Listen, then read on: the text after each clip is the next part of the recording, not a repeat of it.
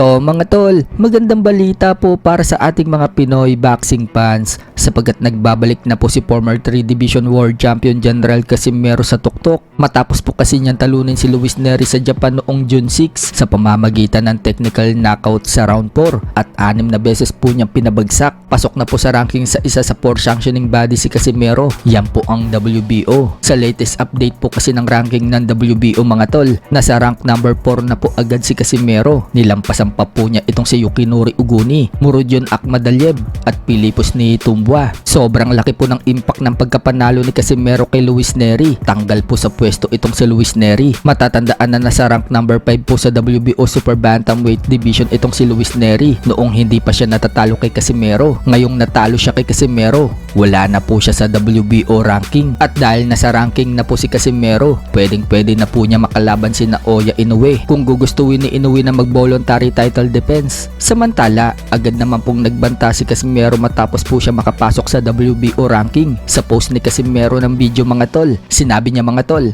magtago na kayo at may nakalakip pa po yan na pugot ulo. Ibig sabihin, magtago na lahat ng nasa top ranking at kampiyon dahil nagbabalik na ang angas ng Pinas. So pwede nga din po makalaban ni Casimero dyan mga tol si Junto Nakatani na nasa rank number 2. Sinabi pa naman ni Junto Nakatani na ganun pa rin daw ang plano niya, ang maging kampiyon sa Super Bantam, kaya pwede sila maglaban ni Casimero. Sa kabilang banda naman mga tol, kung good news kay Casimero, meron naman pong bad news dahil wala na po sa ranking si Jerwin Ancahas sa WBO Super Bantam matapos po siyang matalo dito kay Omar Trinidad nito lang nagdaang araw. Si Casimero nga po ang pumalit sa pwesto ni Ancahas. Dati po kasing nasa rank number 4 si Ancahas sa WBO Super Bantam. Ngayon, wala na sa ranking si Ancahas. Sa iba pang balita mga tol, Manny Pacquiao at IBF Welterweight World Champion Liam Paru, parehas pong gusto ng magkabilang kampo na maglaban sila. Ayon po yan sa report ng WBN. So pagkakataon na nga daw ni Manny Pacquiao na maging World Champion kung si Liam Paru ang kanya makakalaban. Magandang kapalit daw yan sa napospon na laban ni Manny Pacquiao kay Mayweather